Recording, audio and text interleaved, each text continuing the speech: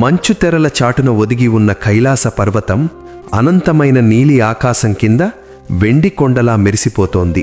చుట్టూ ప్రశాంతత, కేవలం గాలి వీచే శబ్దం తప్ప మరే ఇతర చప్పుడూ లేని ఆ పవిత్ర వాతావరణంలో సకల చరాచర సృష్టికి మూలమైన ఆ పరమశివుడు ధ్యానముద్రలో ఉన్నాడు.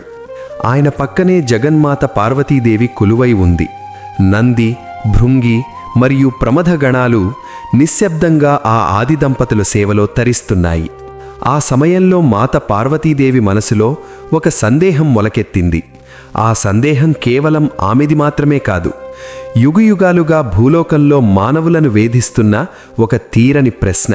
స్వామి అని ఎంతో మధురంగా పిలుస్తూ జగద్గురువైన శంకరుని వైపు చూసి దేవి ఇలా అంది, ప్రాణనాథ, ఈ సృష్టిని గమనిస్తున్న కొద్దీ నా మనసులో ఒక ఆవేదన కలుగుతోంది.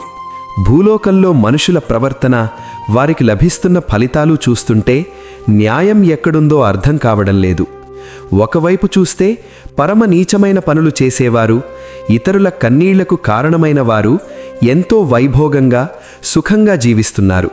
కానీ మరోవైపు నిరంతరం ధర్మాన్ని నమ్ముకొని సత్యమే మార్గంగా బ్రతికేవారు మాత్రం కన్నీళ్లతో, కష్టాలతో గడుపుతున్నారు. ఇది చూస్తుంటే మీ న్యాయం మీద సామాన్యులకు నమ్మకం సడలిపోవడం లేదా? అసలు తప్పు చేసిన వెంటనే శిక్ష ఎందుకు పడదు? ఆ శిక్ష కోసం మరుసటి జన్మదాకా ఎదురుచూడడం వెనక ఉన్న మర్మం ఏమిటి అని అడిగింది. ఆ జగన్మాత అడిగిన ప్రశ్నకు త్రినేత్రుడు నెమ్మదిగా కళ్ళు తెరిచాడు. ముఖంపై ఒక ప్రశాంతమైన మందహాసం చిందిస్తూ, దేవి, నీవడిగిన ప్రశ్న లోక కళ్యాణం కోసం ఉద్దేశించినది. మనుషులు తమ పరిమితమైన దృష్టితో కేవలం వర్తమానాన్ని మాత్రమే చూస్తారు. కానీ కాలమనేది ఒక అవిచ్ఛిన్నమైన ప్రవాహం. ఒక మనిషి జీవితమనేది ఒక పుస్తకంలోని ఒక్క పేజీ లాంటిది. ఒక పేజీని చూసి మొత్తం కథను నిర్ణయించలేం కదా. కర్మ అనేది ఒక విత్తనం లాంటిది. కొన్ని విత్తనాలు నాటిన వెంటనే మొలకెత్తుతాయి. మరికొన్ని వృక్షాలుగా మారడానికి దశాబ్దాల సమయం పడుతుంది. మనిషి చేసే ప్రతి ఆలోచన, ప్రతి పని ప్రకృతిలో ఒక ముద్రను వేస్తుంది. దేవి, నువ్వు అడిగినట్లు తప్పు చేసిన వెంటనే శిక్ష పడితే అది కేవలం భయం అవుతుంది గాని మార్పు అవ్వదు. భగవంతుని ఉద్దేశం శిక్షించడం కాదు, జీవిని ఉద్ధరించడం. ఒక విద్యార్థి తప్పు చేస్తే ఉపాధ్యాయుడు వెంటనే దండించకుండా అతనికి తన తప్పు తెలుసుకునే అవకాశమిస్తాడు. అప్పుడే ఆ విద్యార్థిలో నిజమైన పశ్చాత్తాపం కలుగుతుంది. అదేవిధంగా ఈ సృష్టిలో ప్రతి ఒక్కరికీ తమను తాము దిద్దుకోవడానికి నేను సమయాన్నిస్తాను. ఆ సమయమే మనుషులు చూస్తున్న ఈ ఆలస్యం. ఈ ఆలస్యం వెనుక నా కరుణ దాగి ఉంది. ఒకవేళ వెంటనే శిక్ష విధిస్తే మనిషి తన అహంకారాన్ని వదులుకోలేడు. బాధను అనుభవించే క్రమంలోనే ఆత్మ పరిపక్వత చెందుతుంది. మనుషులు అనుకున్నట్లు న్యాయం ఎక్కడికి పోదు. అది ప్రకృతి నియమం. ఒక వేటగాడు బాణం వదిలిన తర్వాత అది లక్ష్యాన్ని చేరడానికి కొంత సమయం పడుతుంది. ఆ సమయంలో ఆ వేటగాడు తాను సురక్షితంగా ఉన్నానని అనుకోవచ్చు. కానీ బాణం మాత్రం ప్రయాణిస్తూనే ఉంటుంది. అలాగే గత జన్మల పుణ్యఫలం ఉన్నంతకాలం ఈ జన్మలో తప్పు చేసినా మనిషి సుఖంగా ఉన్నట్లు కనిపిస్తాడు. ఆ పుణ్యం ఖర్చయిపోయిన మరుక్షణం అతను చేసిన పాపం పడగవిప్పి ఎదురు నిలుస్తుంది. అది ఈ జన్మలో కావచ్చు, లేదా మరుసటి జన్మలో కావచ్చు. కొందరు పుట్టడమే కష్టాల్లో పుట్టడానికి కారణం వారి పూర్వజన్మ కర్మలే. అలాగే కొందరు రాజభోగాలు అనుభవించడానికి కారణం వారు గతంలో చేసుకున్న సత్కర్మలే. పార్వతి, ఇంకొక రహస్యం ఏమిటంటే కొన్ని కర్మల తీవ్రత చాలా ఎక్కువగా ఉంటుంది. ఆ తీవ్రతను భరించడానికి ఈ మానవ శరీరం సరిపోదు.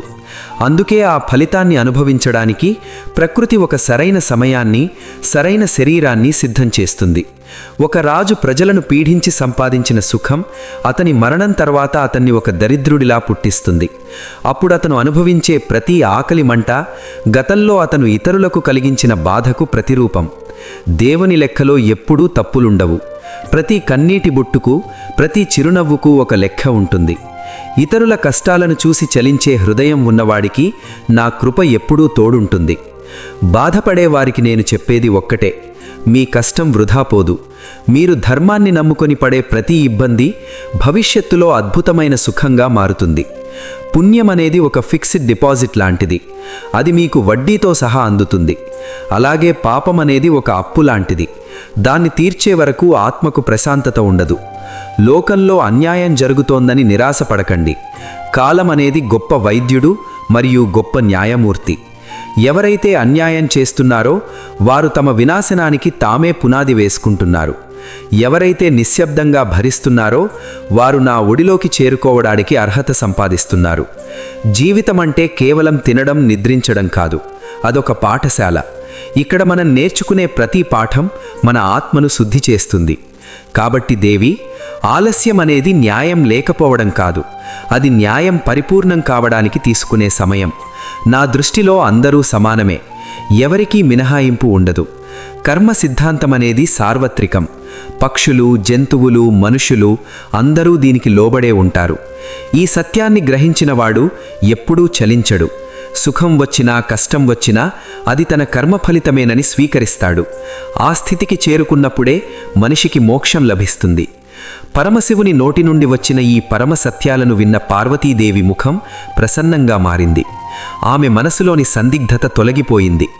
ఈ ప్రపంచానికి కావాల్సిన ఒక గొప్ప సందేశం శివుని ద్వారా లభించినందుకు ఆమె సంతోషించింది.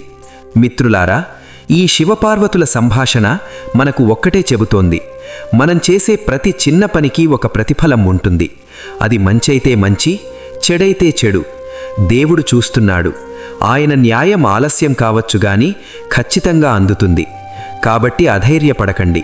మంచి చేయడం కొనసాగించండి. ధర్మం వైపు నిలబడండి. మీకు జరిగిన అన్యాయానికి కాలమే సమాధానం చెబుతుంది. ఈ వీడియో మీకు నచ్చిందని ఆశిస్తున్నాము. ఇలాంటి మరిన్ని ఆధ్యాత్మిక విషయాల కోసం మా ఛానల్ని అనుసరిస్తూనే ఉండండి.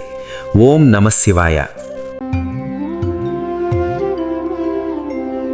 ఓం నమః శివాయ. ఓం నమః శివాయ. ఓం నమః శివాయ. ఓం నమః శివాయ.